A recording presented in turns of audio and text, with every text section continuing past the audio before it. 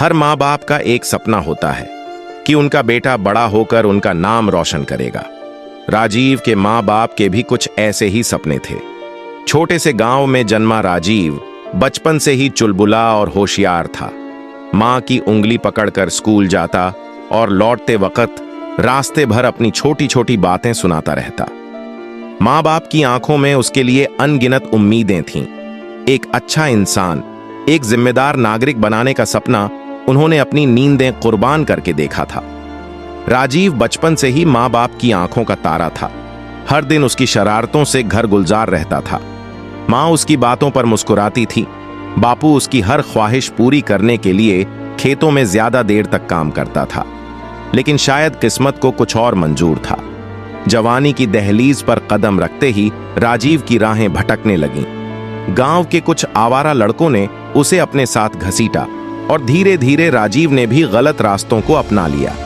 पहले पहल उसने सिर्फ छोटे मोटे झूठ बोले, लेकिन फिर चोरी, झगड़े और नशे जैसी आदतें उसकी जिंदगी का हिस्सा बन गईं।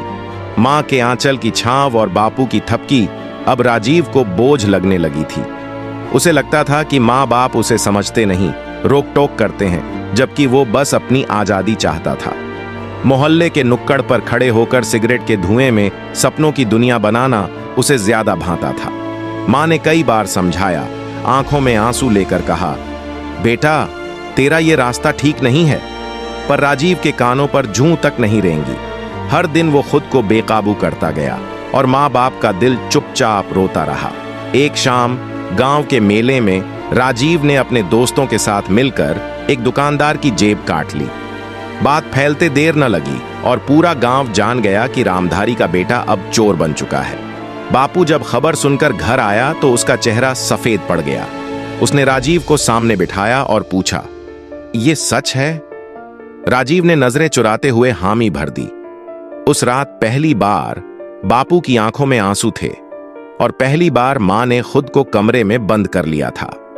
घर की दीवारें भी उस रात सिसक रही थीं, लेकिन राजीव को कोई फर्क नहीं पड़ा। उसे लगा कि दुनिया को चुनौती देने का मजा ही कुछ और है। उसने अपने दोस्तों के साथ मिलकर चोरी का धंधा बढ़ा लिया। दिन में गांव की गलियों में घूमता और रात होते ही कहीं ना कहीं से कुछ चुरा लाता।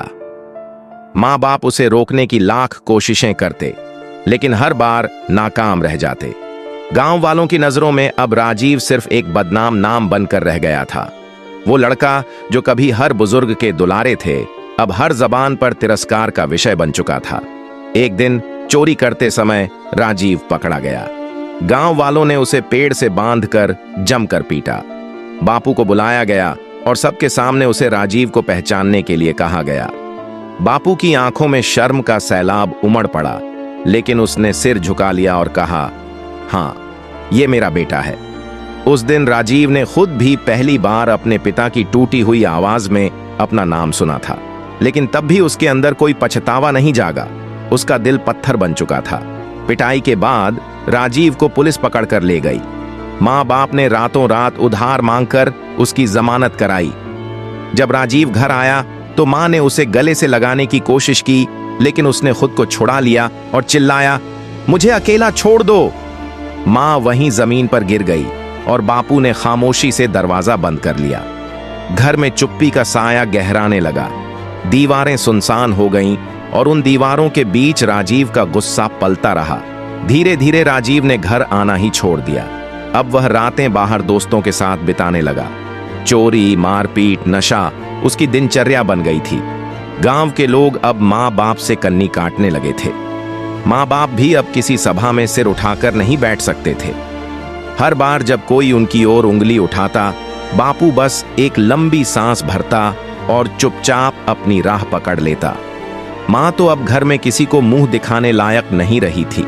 इसी बीच एक दिन राजीव का गांव के एक फौजी से झगड़ा हो गया। फौजी ने उसे समझाने की कोशिश की, लेकिन नशे में धुत राजीव ने उस पर हाथ उठा दिया। फौजी ने कोई जवाब नहीं दिया, लेकिन गांव के कुछ नौजवानों ने मिलकर राजीव की ऐसी धुलाई की कि वह खून से लथपथ हो गया। तभी एक तेज रफ्तार गाड़ी ने उसे टक्कर मार दी। सड़क पर पड़ा राजीव कराह रहा था और चारों तरफ तमाशबीनों की भीड़ जमा हो गई थी। किसी ने माँ बाप को खबर दी। जब माँ बाप अस्पताल पहुंचे तो उनका कलेजा मुंह को आ गया। राजीव आईसीयू में था। उसके शरीर पर प्लास्टर और टांके थे। मशीनों से उसकी जान बंधी हुई थी। डॉक्टर ने बताया कि राजीव की हालत बेहद नाजुक है और उसे बचाने के लिए लाखों रुपए चाहिए। माँ बाप के पास कुछ नहीं था, पर उन्होंने हार नहीं मानी। माँ ने अपने आखिरी गहने बेचे, बापू ने गिरवी जमीन रख दी और किसी तरह बेटे के इलाज का इंतजाम किया। ऑपरेशन के बाद भी राजीव कोमा में चला गया। उसकी सांसें मशीनों पर निर्भर थीं। माँ बाप दिन रात अस्पताल में ही रहते। माँ हर सुबह मंदिर जाती और फिर बेटे के सिरहाने बैठकर भजन गुनगुनाती। बापू रोज अस्पताल के बरामदे में बैठा भगवान से झगड़ता, क्यों क्यों मेरा बेटा। वक्त जैसे थम गया था। उनकी जिंदगी का हर पल अब राजीव के एक झपकते हुए पलकों पर अटका था। समय बीतता रहा, लेकिन राजीव की आंखों ने कोई हरकत नहीं दिखाई। माँ बाप दिन रात उसके सिरहाने बैठे रहते। उसके सूखे होंठों पर कभी माँ अपने आंसू गिरा देती तो कभी बापू उसका हाथ अपने हाथ में लेकर हल्की फुसफुसाहट में कहता, बेटा उठ जा, देख तेरा बाबा तेरा इंतजार कर रहा है। लेकिन राजीव की दुनिया किसी गहरी अंधेरी सुरंग में गुम हो गई थी, जहां से वापस लौटने का कोई रास्ता नजर नहीं आता था। अस्पताल के खर्चे बढ़ते जा रहे थे। माँ बाप का एक एक सामान बिकता जा रहा था। फिर भी उनके चेहरे पर कभी हार का साया नहीं आया। हर दिन एक उम्मीद, हर रात एक टूटी हुई दुआ। 5 साल गुजर गए।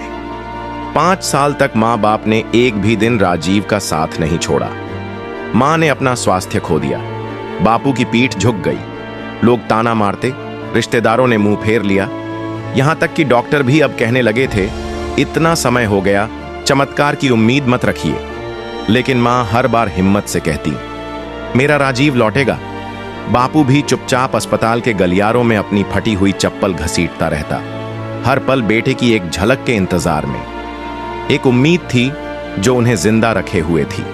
और फिर एक दिन जब सूरज डूबने को था और पूरा आसमान सुनहरे रंग में नहा रहा था, अचानक राजीव की उंगलियां हिली। मां, जो हमेशा की तरह उसके सिरहाने बैठी थी, एक हल्की हरकत को महसूस करके चौंक गई।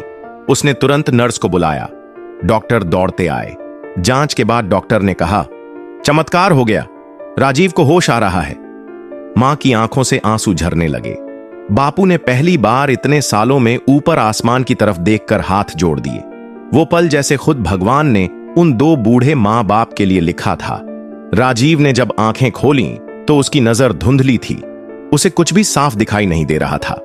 मां ने उसका माथा चूमा और कहा, बेटा हम यहां हैं, तुझे छोड़कर कहीं नहीं गए। राजीव की आंखों से भी आंसू बहने लगे। उसे कुछ भी याद नहीं था, न वो हादसा, न अपने किए हुए गुनाह।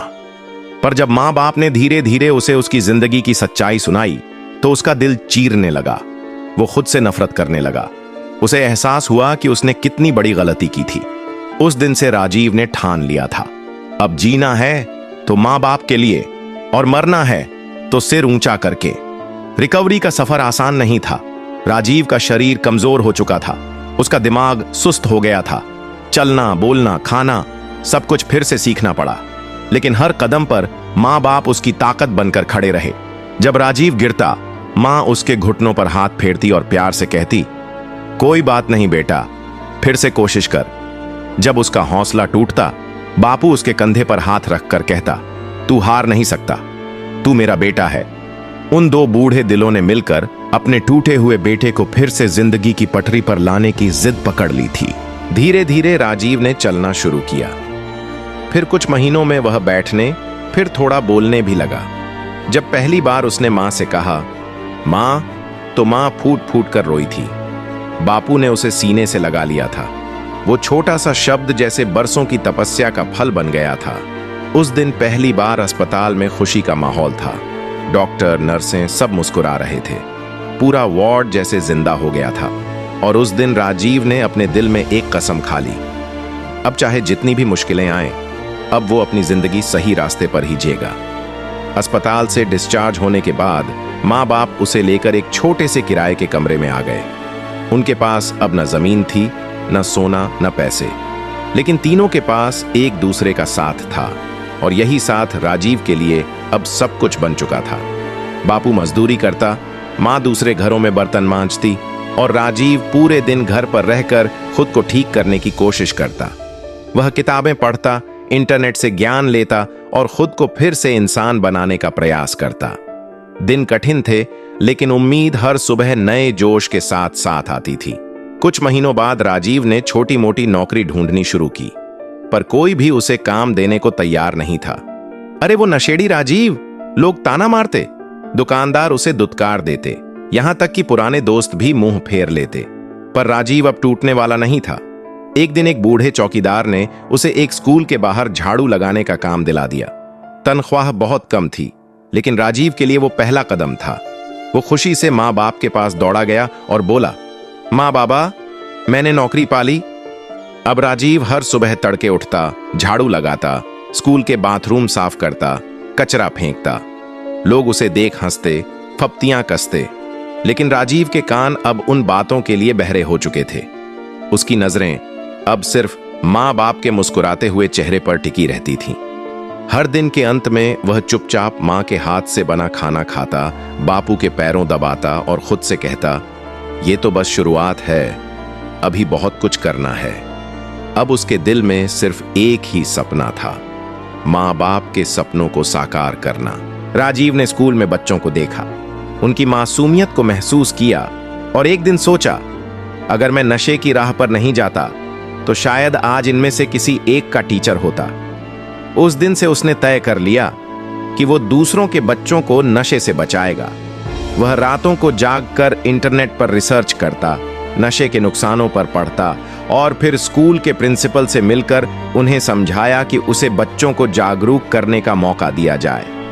पहले तो लोग हंसे, पर राजीव की आंखों में जो सच्चाई थी उसने आखिरकार सबको झुका दिया। प्रिंसिपल ने उसे एक मौका दिया, अगर तुम एक क्लास को सही से समझा पाओगे तो हम तुम्हारी बात मानेंगे। राजीव ने तैयारी में दिन रात एक कर दिया और जिस दिन उसे मौका मिला वह पूरे जोश और दिल से बच्चों के सामने खड़ा हुआ। उसने नशे की सच्चाई, अपनी कहानी, अपने टूटे हुए सपनों को इतने दर्द और ईमानदारी से सुनाया कि पूरा क्लास सन्न रह गया। कुछ बच्चों की आंखों में आंसू थे, कुछ ने अपनी डायरी में लिखा, राजीव भैया जैसा बनना है। उस एक स्पीच ने राजीव की जिंदगी बदल दी। अब हर स्कूल, हर कॉलेज में उसे बुलाया जाने लगा। उसने अपनी कहानी को हिम्मत से सुनाया, नशे की लत से दूर रहने की प्रेरणा दी। धीरे धीरे राजीव का नाम फैलने लगा। टीवी चैनलों ने उसके इंटरव्यू लिए, अखबारों में उसकी खबरें छपने लगीं। लेकिन सबसे बड़ी बात, गांव के लोग जो कभी उसे धिक्कारते थे अब उसके पैर छूते थे। माँ बाप का सिर गर्व से ऊंचा हो गया था। अब जब बापू बाजार जाता लोग उसे आदर से सलाम करते। राजीव अब हर दिन खुद को बेहतर बनाने में लगा था। वो खाली समय में बच्चों को फ्री में पढ़ाता, गरीबों की मदद करता और जो भी छोटा मोटा काम मिल जाता उसे पूरे दिल से करता। हर रात जब वो घर लौटता माँ दरवाजे पर खड़ी मिलती और बापू अपने टूटे हुए चश्मे से उसे गौर से देखता, जैसे हर दिन अपने बेटे के अंदर हो रहे बदलाव को निहार रहे हों। राजीव जब थके हारे माँ बाप के पैर दबाता तो मन ही मन सोचता, अगर मेरी जान भी चली जाए तो भी अब इन्हें तकलीफ नहीं होने दूंगा। धीरे धीरे राजीव ने कुछ लोगों का विश्वास जीत लिया। कुछ भले लोग आगे आए और उसे मदद की पेशकश की।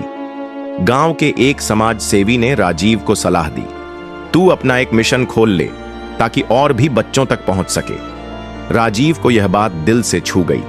उसने अपनी मामूली बचत और गांव वालों से थोड़ा कर्ज लेकर नई जिंदगी मिशन की शुरुआत की। एक ऐसा संगठन जो नशे की गिरफ्त में फंसे युवाओं को बचाने का काम करता था।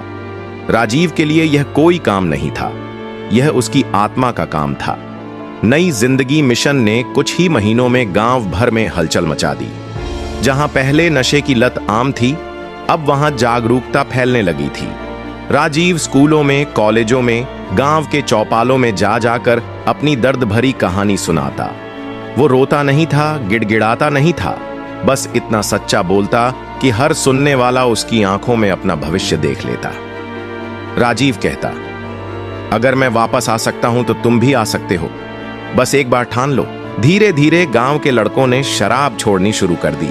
कुछ ने सिगरेट को हाथ लगाना छोड़ दिया, कुछ ने नशे के अड्डों में जाना बंद कर दिया और हर बदलाव का एक नाम बन गया, राजीव। जहां पहले लोग उसे धिक्कारते थे, अब वहीं लोग अपने बच्चों को उसके पास भेजते थे।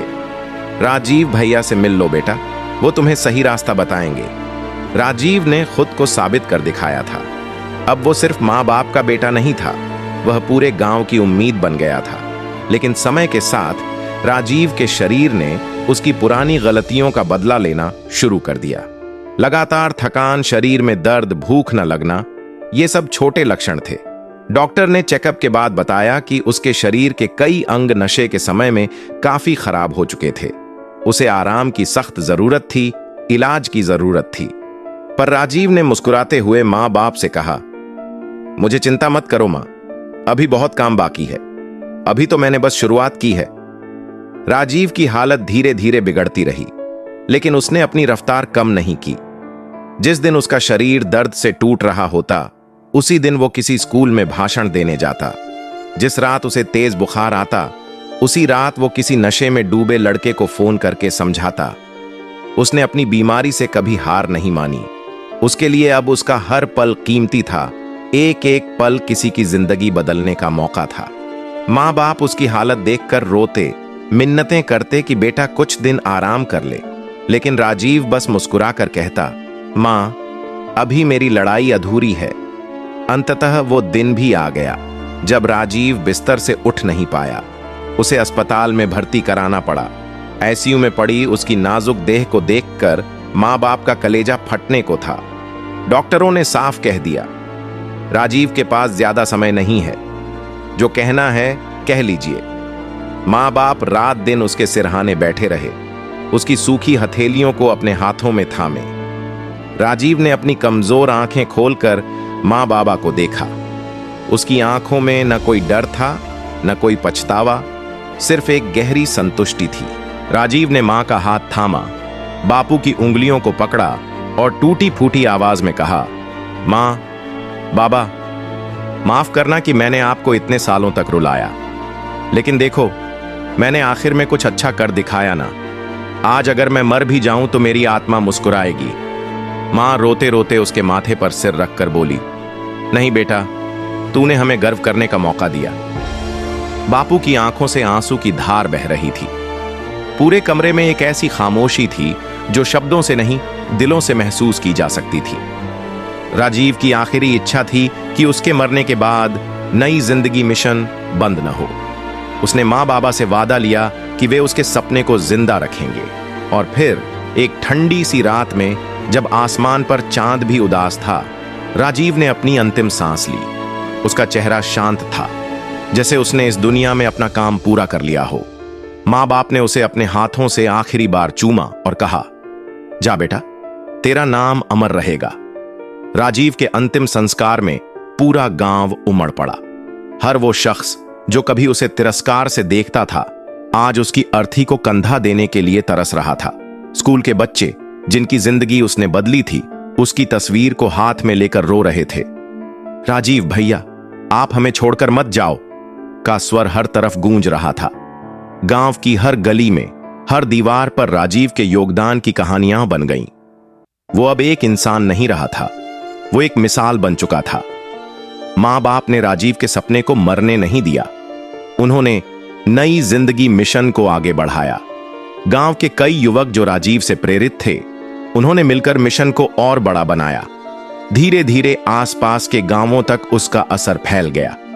हर साल राजीव की पुण्यतिथि पर एक बड़ा आयोजन होता, जिसमें नशे से उबरने वाले युवा अपने अनुभव साझा करते। मां बाप मंच पर खड़े होकर जब राजीव का नाम लेते, तो उनकी आवाज गर्व से कांप जाती। गांव के प्रधान और समाज सेवियों ने मिलकर राजीव की याद में एक स्कूल बनवाया, राजीव प्रेरणा विद्यालय। स्कूल के मुख्य गेट पर बड़ा सा बोर्ड लगा था, जो खुद अंधेरे में गिरा लेकिन दूसरों के लिए दीपक बन गया, राजीव। हर बच्चा जो उस स्कूल में पढ़ता, उसे राजीव की कहानी पढ़ाई जाती। नशे के खिलाफ हर साल अभियान चलाया जाता। राजीव का सपना अब सैकड़ों बच्चों का सपना बन चुका था। राजीव का नाम हर दिल की धड़कन में बस गया था। आज भी जब गांव के बुजुर्ग किसी बच्चे को सही राह पर चलने की सलाह देते हैं तो कहते हैं, राजीव जैसा बनो बेटा। उसकी मां अब वृद्ध हो गई है, लेकिन जब भी कोई बच्चा आकर कहता है, दादी मैं भी राजीव भैया जैसा बनूंगा, तो उसकी आंखों में एक चमक आ जाती है। राजीव भले ही इस दुनिया से चला गया, लेकिन उसने अपने जीते जी एक ऐसी लौ जलाई जो कभी बुझने वाली नहीं। एक गलती से बर्बादी तक और फिर महानता तक का उसका सफर आने वाली पीढ़ियों को हमेशा प्रेरणा देता रहेगा।